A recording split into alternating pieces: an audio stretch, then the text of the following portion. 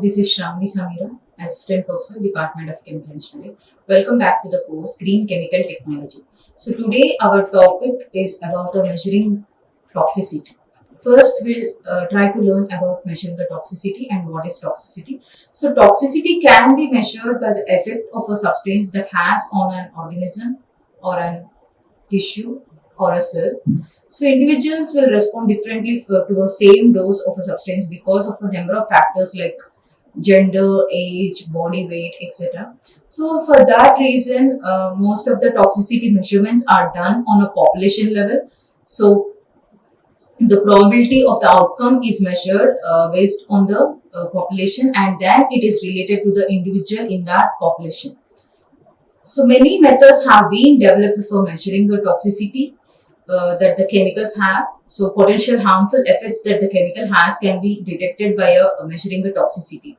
So common tests include like for measuring the irritability and mutagenic effects, reproductive effects, and acute toxicity. So for these common tests will be carried out like LD50, LC50, fixed dose procedure, and Ames test are the procedures that are used for measuring the toxicity.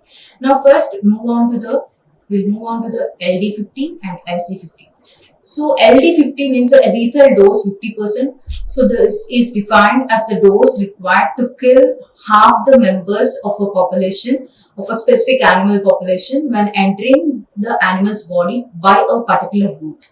So by increasing the dosage, how the lethal dosage, how the animals, 50% of the animals or half of the animals will be killed in that population. So that dosage we will be considering as a lethal dose 50. LC50. So lethal concentration 50%. So it is defined as a concentration in air or water of a chemical. So that kills a 50% of the test animals under a proper testing conditions. So the concentration, lethal concentration in air or water which kills a 50% of the test animal population. So under a proper testing conditions, so that is called as a lethal concentration.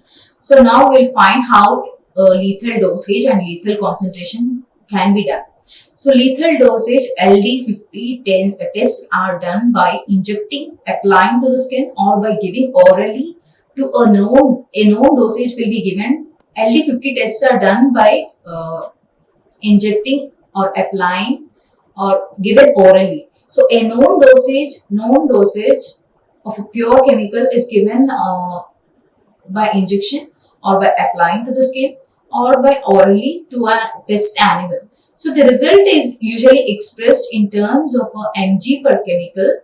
The result is usually expressed in terms of a mg chemical per kg of an animal. So that means if we see the example here, so LD50 orally. So the route is oral. It is given to an animal rat. So here it is given as a 10 mg per kg. So that means the rate is, it means that when it is given orally at a rate of 10 mg per kg of an animal, so that kills the 50% of the population, that kills the 50% of the rat population. And LC50 tests are carried out by allowing the animal to breathe a known concentration of a chemical in the air. So results are being expressed in terms of a ppm, that is a parts per million, or mg per kg. So here we are able to see two different measuring toxicities. So this is a LD50 and this is a LC50. So if we see here, so this is a 50% and this is the dosage.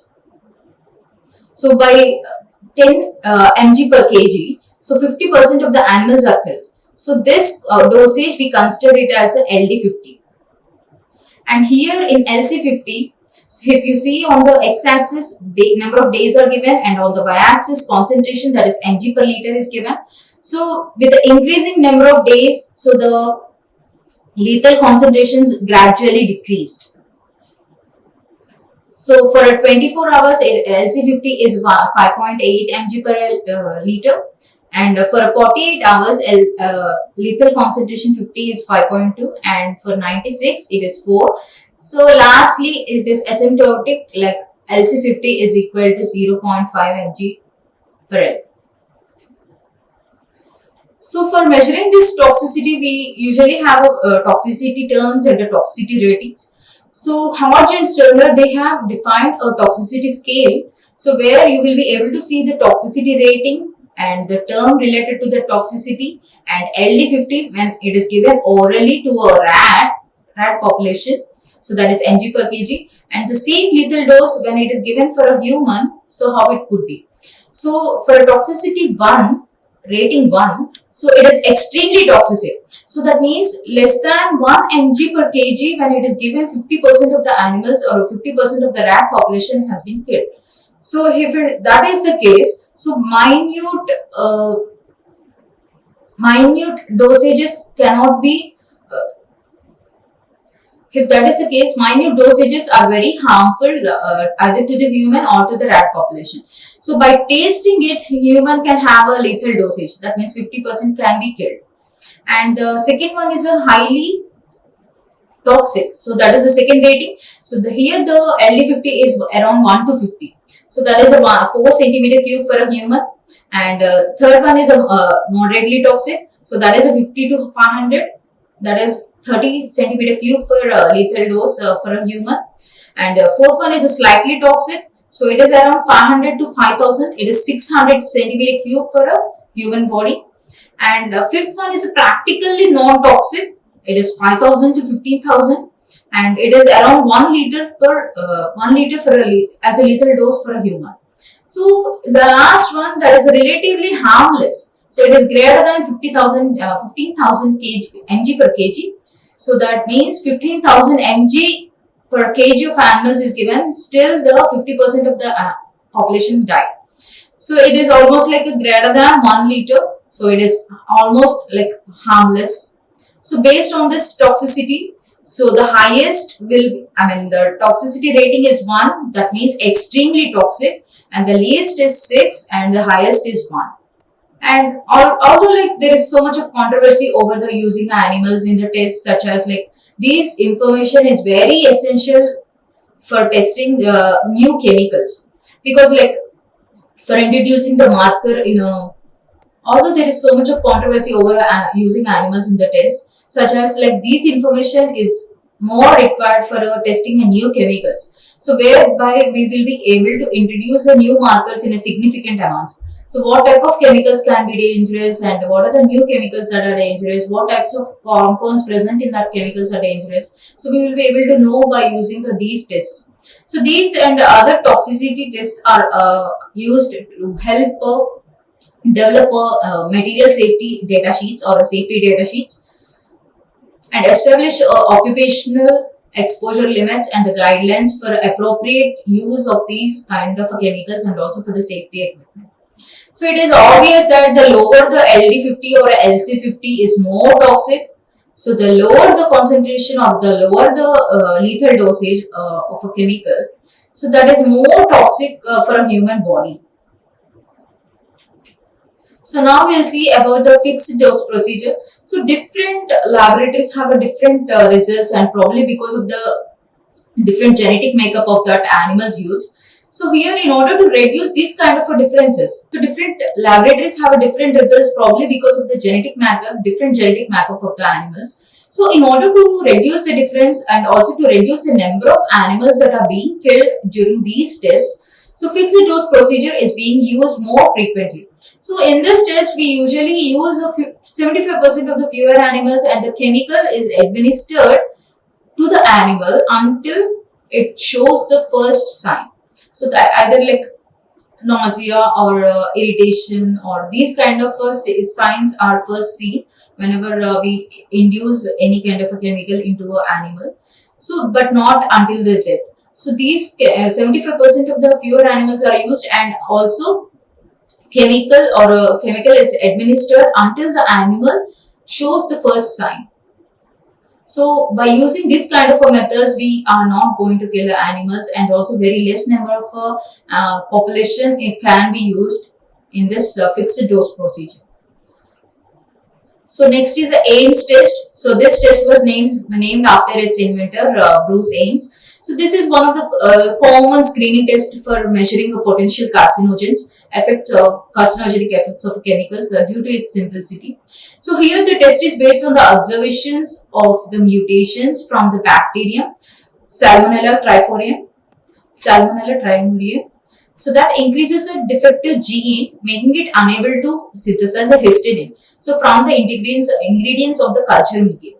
So in the theory, it shows that if a chemical is a mutagenic, that means it has a possible human carcinogen. So it will cause some mutations in the bacterium, and a certain number of mutations will be enabled to synthesize the histidine.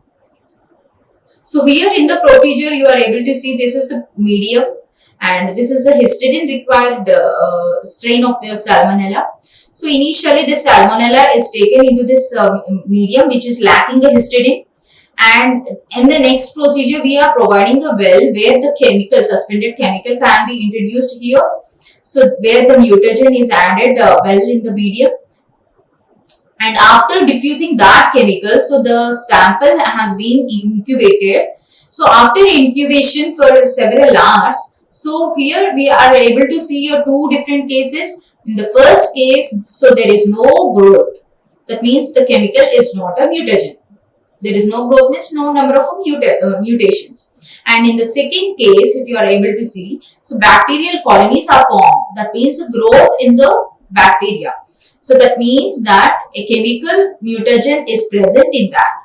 So Salmonella mutate can now synthesize a histidine. So that means that here the histidine is synthesized and the bacterial growth is seen in the second case, which shows that that chemical is a mutagenic. So growth in the population of a bacteria resulting from the mutation can be observed directly, and some chemicals, they might not be mutagenic themselves, but their metabolites can be a mutagenic. So for that case, what we try to do is we try to incorporate a culture medium which consists of a liver enzymes, so that the metabolites can also be discovered,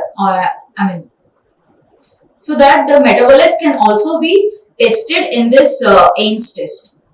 And this Ames test can also be used to identify not only to identify the synthetic chemicals, but also to identify the natural toxins or natural mutagens present in the food. So here there is two different discoveries, notable discoveries like aflatoxin. So that is found in a peanut butter which is made from a moldy peanuts. And the second one is a saffrole that is present for some years in a root beer. So these two are natural toxins which are present in the food, which can be discovered by using the Ames test. So this test is not completely perfect. So why we are considering it as a not completely perfect? Dioxin is a known animal carcinogen which gives a negative Ames test when tested in a Ames. So the test is not completely perfect. Dioxin is, for example, like dioxin, that is an animal carcinogen. It gives a negative Ames test when tested, which shows that it is not completely perfect.